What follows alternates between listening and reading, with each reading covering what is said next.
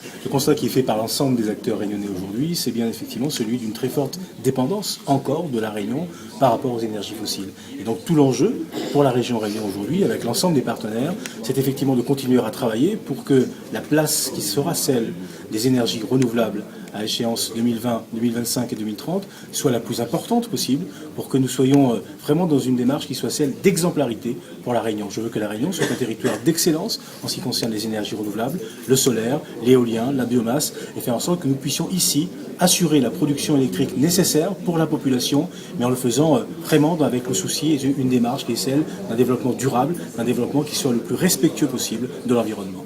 La SPL, c'est l'outil pour arriver à cette... Deux niveaux effectivement d'intervention qu'il faut prendre en considération. Le premier, c'est celui d'une gouvernance partagée avec l'ensemble des acteurs, régions, départements, États, l'ADEME bien évidemment, le CIDELEC, donc l'ensemble des partenaires qui ont à connaître finalement des questions des énergies, la question des énergies à la Réunion, et puis un opérateur qui est aujourd'hui Énergie Réunion, donc la SPL Énergie Réunion qui a été constituée et qui va pouvoir mettre en œuvre finalement pour le compte donc, des différents acteurs concernés, donc ces différents programmes liés au développement des énergies renouvelables à la Réunion et à la maîtrise de l'énergie, et à un sujet qui me tient moi particulièrement à cœur, qui est celui de faire en sorte que les Réunionnais soient davantage et encore plus concernés dans l'avenir et qu'il y ait une véritable appropriation collective. C'est tout le sens, par exemple, du dispositif éco-solidaire que nous avons mis en place et qui permet aujourd'hui à des familles réunionnaises de bénéficier d'un financement important de leur collectivité régionale pour pouvoir mener à bien donc, des expérimentations, soit sur le photovoltaïque, soit en ce qui concerne donc, le chauffe-eau solaire.